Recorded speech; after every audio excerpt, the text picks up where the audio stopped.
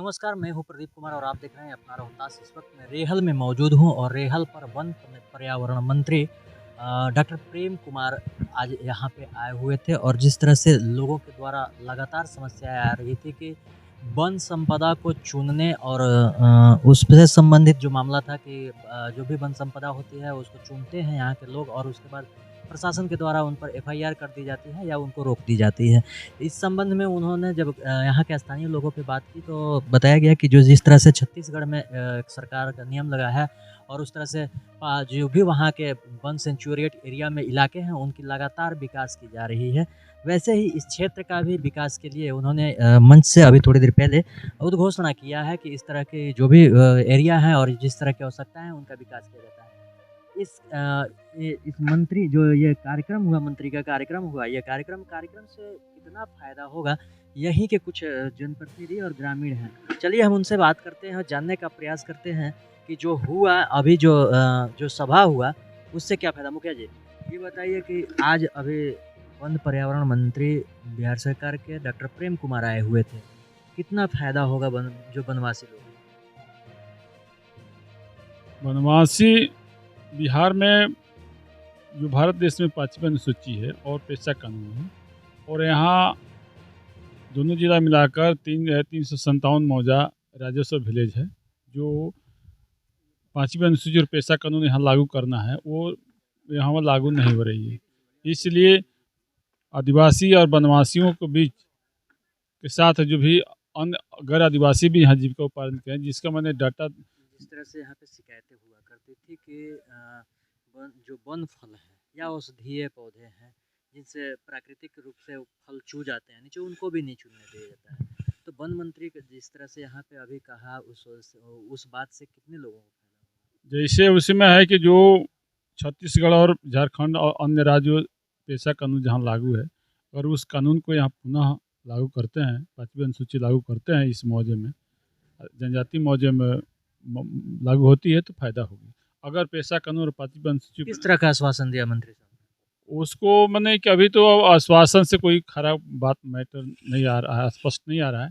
इसलिए कि यहाँ जो है मतलब कि छत्तीसगढ़ का जो भी किस तरह का यहाँ पे विकास की भी आवश्यकता है? कैमूर वासियों को, पहाड़वासी हाँ, रेहल या रोहतासगढ़ की दोनों की बात की जाए तो कौन-कौन सी सुविधाओं की अभी आवश्यकता देखिए, है? अब जैसे पहाड़ी क्षेत्र है रोहतासगढ़ लेकर विजयगढ़ किला, ठीक है, मुंडेश्वरी और गुप्ता धाम और माँ ताराचंडी, इतना बीच क्षेत्र में 357 मौजा है जो जनजाति बहुल है। जिसमें इस कानून के तहत 30% जनजाति आबादी है, वहाँ पेशा कानून और 5वीं अनुसूची और वन अधिकार कानून लागू करना है। उस हैसियत से लागू होती है तो मतलब कि क्या खजे विकास की गति सुधार हो सकती है। अगर ऐसे हेरा फेरी सिर्फ करना है तो उसी में कोई विकास। सर, नाम और अपना पद बताएं। मेरा नाम सुखदेव सिंह खरवार है और पिपरडी पंचायत के पूर्व मुखिया हैं और ऐसे कमरांचल विकास मोर्चा रोहतासगढ़ के नाम से एक सामाजिक संगठन चलाते हैं। इस संगठन के दौरान मैंने 22 अगस्त 2002 से हमने अभियान जंगल राज हटाओ अभियान चलाया गया था, जो 28 जुलाई 2000 सफल हुआ। चलिए, बहुत-बहुत धन्यवाद। क्या नाम बा? मेरा नाम सत्यनारायण यादव हुआ, घर हंसड़ी हुआ, अच्छा, है ना। पहाड़ पे के ही रहने वाले हैं ना? हाँ, पहाड़ पर के रहने वाले अच्छा, हैं। क्या आश्वासन मिलता है और फिर नहीं हो पाता है? आश्वासन तो जितना मंत्री माननीय बिहार के मुख्यमंत्री नीतीश कुमार भी आए यहाँ, हाँ, हाँ। बहुत से लोग राज्यपाल भी आए हुए थे। जी, आश्वासन देकर चले जाते हैं। हम लोग भोली भाली जनता हैं। हाँ, जो रोहतास ले अधवरा रोड जाता आज है, मंत्री जी आए थे तो कुछ फायदा लग रहा है कि होगा इस क्षेत्र वो का? तो आश्वासन मिलता है। आश्वासन से तो लगता है मंत्री जी तो बहुत दे कर गए, लेकिन जमीन पर हो तब तो। मतलब जनता की अब मांग है कि जमीन पे होना चाहिए, हाँ, जमीन पे दिखना चाहिए। हाँ, जमीन पर हम देखेंगे तो मानेंगे। चलिए, चलिए, बहुत-बहुत धन्यवाद। और लोगों से भी हम बात करेंगे और जिस तरह से जनता की मांग है। में जाने के लिए लिंक रोड चाहिए, हर गांव में जाने के लिए लिंक रोड जी, सबसे बड़ी समस्या यहाँ की एक चीज़ और है कि बिजली जैसे और यहाँ पे जितने भी गाँव पानी। हैं, रोहतासगढ़ की बात की जाए या पिपरडी पंचायत की बात की जाए, लगभग जितने भी गाँव हैं, वहाँ पे एक दूसरे रोड से कनेक्टिविटी नहीं है। अगर गाँव है तो उस गाँव में आप या तो जंगल के रास्ते से जा सकते हैं, कोई भी सड़क जो एक सुनने में भी आश्चर्य आपको लगता होगा कि भारत की आज़ादी के बाद भी आज तक लोग सड़क से इस वनवासी नहीं जुड़ पाए हैं, जो विकास के लिए सबसे बड़ी बाधक भी है। जी, क्या कहना चाहते हैं? पत्रकार साहब, ये अटल जी का राज में ये कानून बना था एक गांव से दूसरे गांव को जोड़ना, जी, अभी भी है कि भारत के सभी गाँवों को पक्की सड़क से जोड़ दिया जाए। जोड़ दिया जाए, क्या केवल कागज में जोड़ दिया जाए।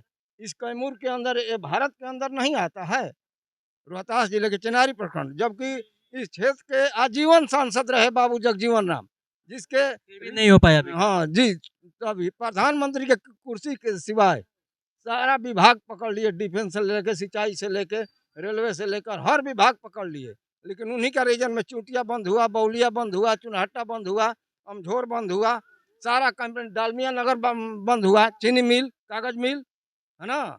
लोग कह कर जाते हैं, कुछ कहते हैं, गेहूँ सुनाते हैं, जब देवे कबेरी जबे तब।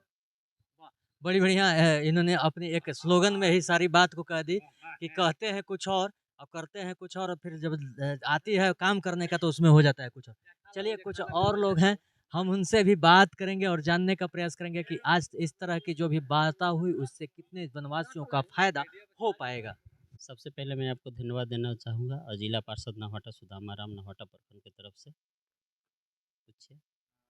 जिस तरह से कार्यक्रम हुआ, लोगों ने अपनी अपनी बात रखी, उसको लेकर आप क्या कहना चाहेंगे? सर, कार्यक्रम तो होते रहता है, हमेशा डीएम साहब को भी जनवरी में कार्यक्रम था, जनसंवाद था, इनका मंत्री जी के भी जनसंवाद हुआ अभी। बट ऐसा है कि जनसंवाद तो हुआ और यहाँ नौहट्टा प्रखंड का जितने भी हमारे पिपड़ी पंचायत के अभिभावक थे, जनता, उन्होंने अनेक प्रकार के यहाँ की समस्या रखा, जैसा कि वन संपदा से जो फल मिलती है, महुआ है, प्यार है, तेन है। सर, वो समस्या तो हो जी, गई, जहाँ हाँ। तक खुमा घाटी की हो गई, खुमा घाटी की हो गई, बालू की समस्या आपने मंच से उठाया था। जी, जी। किस तरह की आश्वासन मिला? खुमा घाटी हो गई या फिर आपका लहबर माई मंदिर परिसर हो गया, महादेव हो गया, बांधू जलप्रपात हो गया, ऐसे कई ऐसे स्थान है जिससे कैमूर की पहाड़ियों में जहाँ से टूरिज्म को बढ़ावा मिल सकता है। ऐसे पर किस तरह के मंत्री जी से आपको आश्वासन मिला? देखिए, उस तरह के आश्वासन हम लोग को समाज में माइक के माध्यम से नहीं दी गई है। उन्होंने कहा कि लिख के दे दीजिएगा, मेल कर दीजिएगा, लेकिन मुझे नहीं आश्वासन है कि ये पूर्ण होगी। इसलिए कि कई बार जनसंवाद में कई मंत्री, विधायक, सांसद या हमारे डीएम साहब बहुत सारा वादा किए, बहुत सारे समस्या लेके गए, लेकिन उन्होंने किसी प्रकार के यहाँ कोई 1-2% भी समस्या दी गई, उसमें निष्पादन नहीं की गई है। कार्यक्रम के दौरान मंच पे जो जिस तरह से ग्रामीणों ने आवेदन दिया था वो वहीं पे रह गया, इसको लेकर क्या कहना चाहिएगा? देखिए, ये बहुत बड़ी लापरवाही कहा जा सकता है, जो इतना बिहार सरकार, भारत सरकार के मंत्री आए और सारे जनता की समस्या लेकर के फाइल यहीं छूट जाए ना, ये बिल्कुल लापरवाही कहा जाएगा। अगर उनको अगर निगाह रहता कि हाँ, जनता हमारी इतना बड़ी आवाज़ उठाई है, आवेदन दी है और उसको निष्पादन के लिए उनको ध्यान होना चाहिए। उनके शायद उनका जो स्टोनो है, तो और भी साथ में आए तो उनको भी ध्यान देना चाहिए। मान लीजिए मंत्री जी से मिस्टेक हो सकता है।